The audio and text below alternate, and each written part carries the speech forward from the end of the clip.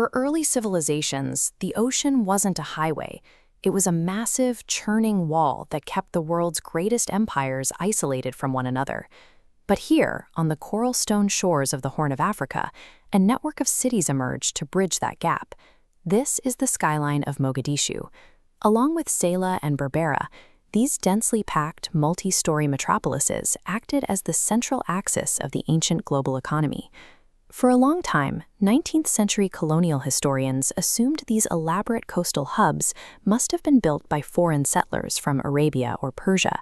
The prevailing theory was that indigenous African communities simply didn't possess the capacity for sophisticated urban development.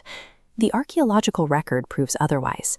Look at this ancient polychromatic rock art from the Lascelles caves in Somaliland. Thousands of years before any foreign merchant dropped anchor on the coast, highly complex indigenous pastoral societies were already thriving here, complete with their own intricate symbolic culture. The question is how a network of indigenous African city-states managed to evolve from pastoral communities into global powerhouses that dictated the terms of international trade. To command the ancient trade routes, the people of the Horn first had to master two incredibly difficult environments: the vast semi-arid interior of East Africa and the unpredictable monsoon winds of the Indian Ocean. On land, they achieved this by domesticating the dromedary camel. These animals became the engines of massive overland caravan routes, allowing merchants to move thousands of pounds of incense, ivory, and gold from the deep African interior straight to the coastal ports. At sea, they engineered the Bedin. As you can see here, this is a unique sewn plank ship designed specifically by Somali shipwrights to withstand the violent stress of monsoon navigation without relying on iron nails, which would easily corrode in the saltwater. With these ships, Somali fleets projected serious maritime power.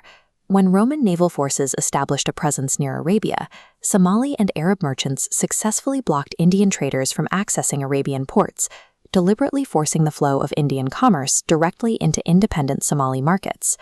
By solving the logistical nightmares of both the desert and the sea, they turned what could have been a geographic barrier into the central nervous system of the ancient global economy. Building a bustling international port comes with a massive political risk.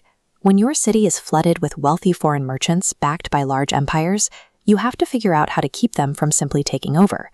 The Somali solution was the Aban system. This was a strict commercial law dictating that any foreign trader arriving at a port had to be hosted by a local Somali guarantor. The Aban provided legal protection, housing, and market access, and in exchange, they took a mandatory cut of every transaction.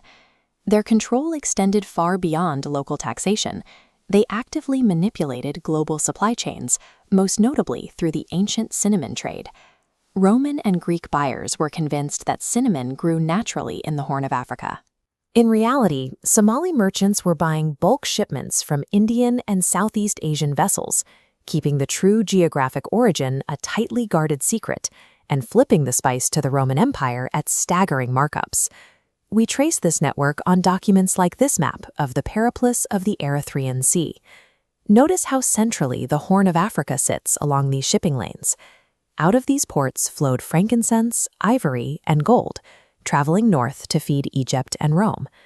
The combination of the Aban legal framework and strategic information monopolies demonstrates that their commercial dominance was the result of deliberate intellectual and legal engineering, rather than simple geographic luck. Somali urban centers functioned as industrial nodes, processing global raw materials into high-value manufactured exports. Take a look at this traditional loom. The workshops of Mogadishu used setups like this to produce the tube benadar, a highly specialized, tightly woven cloth that became a premium export. By the 14th century, this textile was a recognized, sought-after commodity in the elite bazaars of Mamluk-ruled Egypt and Syria. This processing of outside elements extended to food, too. When Somali merchants encountered the Persian sambusag, an oven-baked meat pastry, they brought the concept home. Urban cooks adapted it, ditching the oven for deep frying in oil and adding local East African spices, creating the iconic, crispy sambus we know today. This is how these cities functioned as a civilizational crucible.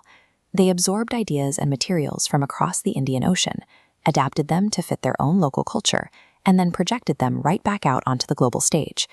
By the 16th century, the rules of Indian Ocean trade shifted dramatically. Heavily armed Portuguese armadas entered the region, determined to monopolize commerce through absolute military force. But the Somali city-states held their ground. During punitive campaigns along the East African coast, Portuguese fleets were met with coordinated naval resistance. The fortifications and firepower of Mogadishu were so formidable that the Portuguese commanders ultimately refused to even attempt an attack on the city. Centuries later, the Omani Empire faced a similar reality.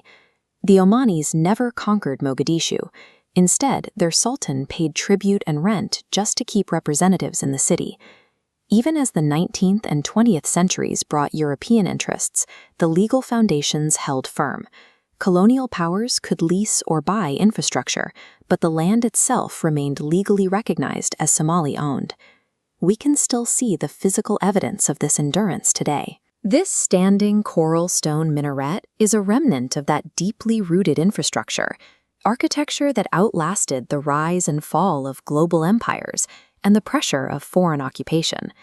Today, the descendants of those master merchants, sailors, and engineers inhabit a modern Horn of Africa. They inherit a deeply ingrained culture of commercial pride and a tested historical resilience. The history of the Somali coast reveals that the Horn was never a peripheral outpost. It was the essential axis of the Indian Ocean world. Its legacy of urban brilliance and commercial command persists as a fundamental pillar of its identity.